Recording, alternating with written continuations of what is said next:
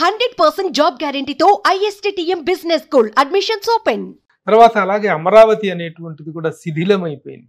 పిచ్చి చెట్లు పిచ్చి మొక్కలతో మొత్తం 33,000 ఎకరాల ఇదనేటువంటిది ఒక గొప్ప మహానగరాన్ని ఊహించుకుంటే ఒక మహా విధ్వంసాన్ని మహా శ్మశానాన్ని మిగిల్చిన పరిస్థితి ఏర్పడిందండి.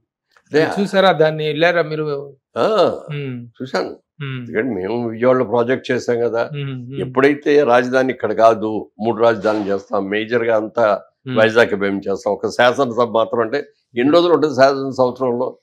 అంతేగా 30 రోజులు 40 రోజులు ఉంటుంది, అంతకంటే ఎక్కువ ఉండదు. 2 సార్లు ఉంటే కూడా 2 సంవత్సరం మొత్తం మీద కలిపినా కూడా ఒక 50 100 రోజులే సార్. 100 రోజులు కూడా ఉండదు. 100 రోజులు ఉండదు. అన్ని రోజులు మాత్రం గవర్నమెంట్ ఇక్కడ ఉంటుంది. వైజాగ్ లేకపోతే వైజాగ్ నుంచి అందరూ రావాలి ఇక్కడ. మినిస్టర్లు అంటే వాళ్ళకి ఏదో ఒకటి వస్తాయి, వాళ్ళకి వస్తారు. ఎంప్లాయీస్ కూడా రావాలి కదా, జనమందరూ కూడా రావాలి కదా. ఇది దాన్ని అట్లా ఒక పనికిరాని దీనిలాగా చేశాడు. చంద్రబాబు నాయుడు గారు గెలిచిన తర్వాత ఇంకా ముఖ్యమంత్రి ప్రమాణ స్వీకారం చేయకుండానే మొత్తం బుల్డోజర్స్ అవన్నీ పెట్టేసి తొప్పులు గిప్పులు అన్ని లాగిచ్చారు. ఉండవల్లి నుంచి మంగళగిరికి రోడ్ అంతా కూడా క్లియర్ చేసేసి మొత్తం లైట్లు కూడా లేవు, మొత్తం లైట్లు పెట్టేశారు. అక్కడ ఒక పెద్ద స్టేడియం కట్టారు సార్. చూసారా మీరు? స్టేడియం స్టేడియం మామూలు స్టేడియం కాదు సార్, ఇంటర్నేషనల్ స్టేజ్ లో ఉన్న స్టేడియం ఆ రోజుల్లో ఆయన కట్టింది. దాన్ని ఆ విధంగా అసలు సర్వనాశనం ఎందుకు పనికి రాకుండా తయారైంది. ప్రపంచ స్థాయి స్టేడియం కట్టారు చంద్రబాబు నాయుడు గారు.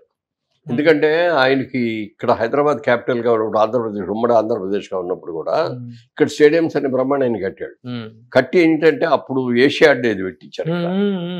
ఆ తర్వాత ఎప్పుడైనా సరే వరల్డ్ ఇది కూడా చేయించాలని ఆయన కోరికలు మాట. అందుకని ఆ కోరికలో భాగంగా అక్కడ కూడా కట్టాడు. నేను వెళ్ళి చూడలేదు కానీ కట్టారు. నేను చూసాను చాలా గొప్ప స్టేడియం కట్టారు. అదే అదే మరి అది కూడా శిథిలావస్థకు చేరుకుంది. మళ్ళీ ప్రతిదీ మళ్ళీ అమరావతి అనేటువంటిది పునరుజ్జీవనంతో పురువిప్పి నాట్యం ఆడేటువంటి పరిస్థితి కనిపిస్తుంది. ఈ సందర్భంగా అక్కడ ఉన్న మహిళా రైతులు, ఎందుకంటే అసలు ముందు 3 పంటలు పండేటటువంటి ఒక అద్భుతమైన నేలల్ని చంద్రబాబు నాయుడు గారు ఇచ్చిన మాట కోసం ఇక్కడ ఒక మహానగరాన్ని నిర్మించబోతున్నాడు. రేపు పొద్దున్న ఇదిగో ఈ హైకోర్టు మా పొలంలోనే మా ఊర్లోనే కట్టారు, మా పొలాల్లోనే కట్టారు అని రైతులు చెప్పుకోవడానికి వీలుగా ఉంటుంది. మనందరం కోఆపరేట్ చేయాలి అని చెప్పి చిన్న పెద్ద అనే రైతు లేకుండా ఎకరం అరెకరం ఉన్న రైతులు కూడా 33,000 ఎకరాలు ఇచ్చారంటే వరల్డ్లో రికార్డు ఎక్కడ లేదు. ఒక నోటి మాటతోటి ₹1 అడ్వాన్స్ ఇవ్వకుండా ఇచ్చారంటే డెవలప్మెంట్కి ఇచ్చారు. అది అంత అద్భుతంగా చేసిన వాళ్ళందరికీ హ్యాట్స్ ఆఫ్.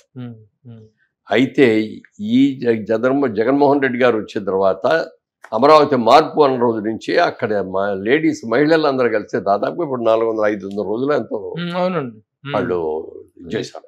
అన్ని రోజులు కూడా గ్యాస్ స్టేషన్ చేసి సాలాట్లు చూసాం, చాలా మందిని చూసా, కానీ 4 రోజులు చేసేసి వెళ్ళిపోతారు. ప్రపంచ పోరాటాల చరిత్రలో ఒక రికార్డు. అంత చేసిన మహిళల్ని, అది పైగా మహిళలు వాళ్ళు ఎంత హింస పెట్టారో, ఎన్ని ఇబ్బందులు పెట్టారో కూడా తెలుసు. అయినా సరే అన్నిటినీ భరించి వాళ్ళ రోజులు వాళ్ళ ముఖం చూస్తా అంటే, వాళ్ళ ఆనందం చూస్తా అంటే, అసలు ఈయన ఇంకా ప్రమాణ స్వీకారం చేయకముందు ఆయన ఉన్న రెసిడెన్స్ దగ్గర నుంచి ఇక్కడికి వచ్చేది ఒక వేవ్ ఉంది.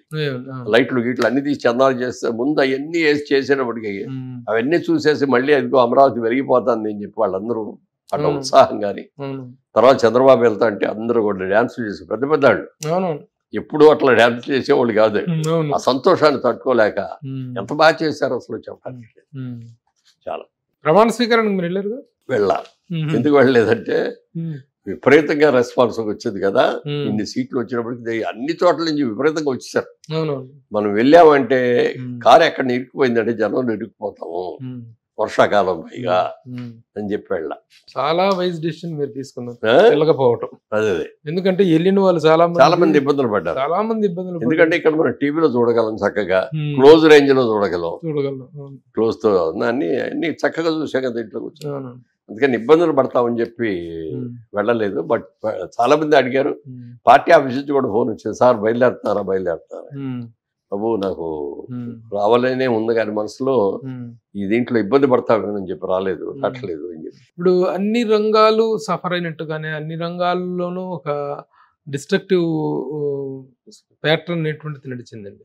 అలాగే రియల్ ఎస్టేట్ రంగంలో కూడాను, ముఖ్యంగా రియల్ ఎస్టేట్ రంగంలో అసలు అధికారంలోకి వచ్చినటువంటి వెంటనే ఎవరైనా నిర్మాణాత్మకమైన కార్యక్రమాలతో ముందుకెళ్తారు.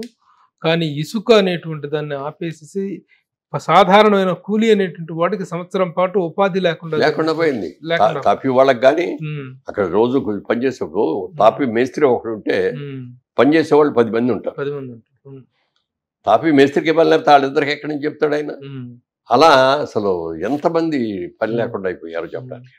రియల్ ఎస్టేట్ రంగం మాత్రం చాలా చావు దెబ్బతింది.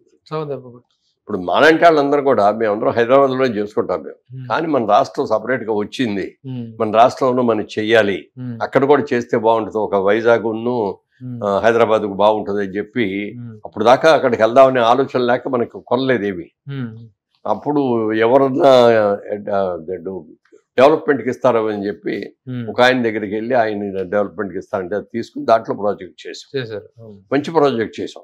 హైదరాబాద్లో ఏ స్టాండర్డ్లో కడతాం ఆ స్టాండర్డ్లో కట్టాం.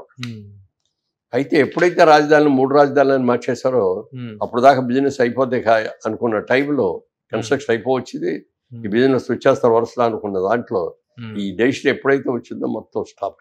జగన్మోహన్ రెడ్డి గారు అమలు చేసిన ఇసుక పాలసీ అని నిర్మాణ కార్యక్రమాలు, నిర్మాణ రంగం పట్ల ఆయన తీసుకున్నటువంటి నిర్ణయాలు ఎలాంటి పరిణామాలకు దారితీసినట్టు ఏం చెప్తారు మీకున్నటువంటి అనుభవంతో? ఎలాంటి అంటే అన్ని కూడా స్తంభించిపోయినాయి. ఇప్పుడు అప్పుడు దాకా కడదాం అనుకున్న ప్రాజెక్టులు కొన్ని ప్రాజెక్టులు అట్లా ఆపేశారు. కొత్త ప్రాజెక్టులు చేద్దాం అనుకునే వాళ్ళు అసలు రాకుండా ఆనేశారు. మాలాంటి వాళ్ళని కూడా ఎందుకంటే ఎంత కష్టమైనా ఎన్ని ఇబ్బందులు పడైనా సరే పూర్తి చేయాలి. మనం ఏ ప్రాజెక్ట్ అయినా కూడా సగంలో ఆపకూడదు. అది మొదటి నుంచి కూడా మాకు మా ఆలోచన అది. మొట్టమొదటి ఫస్ట్ ప్రాజెక్ట్ చేసినప్పుడు సిలికాన్ కంపెనీ అప్పుడు కూడా ఇక్కడ లోకల్ వాళ్ళందరూ ఏమో ఊరు బయట కడుతున్నాడు, అక్కడ ఆటోలు కూడా దొరకవు ఊళ్ళో వాళ్ళు అన్నారు. అమెరికా లాంటి దగ్గరికి వెళ్ళి అక్కడ మార్కెటింగ్ చేసి ఇచ్చేస్తే కొద్ది రోజులు బాగా అయింది.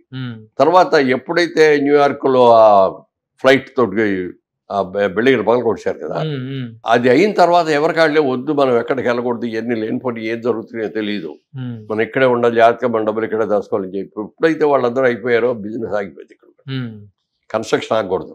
ఎందుకంటే మన మీద నమ్మకంతో వచ్చారు, కొంతమంది కొన్నారు, ఇన్స్టాల్మెంట్స్ ఇచ్చారు. అప్పుడు ఏం చేయాలో తెలియక మెడ్రాస్లో ఉన్న ఇల్లు అమ్మేసి తీసుకొచ్చారు. బాగా తక్కువ ధరకు అమ్మే. అప్పుడు డిమాండ్ లేదు అక్కడ, తక్కువ ధరకు అమ్మి తీసుకొచ్చి కంప్లీట్ చేశాం.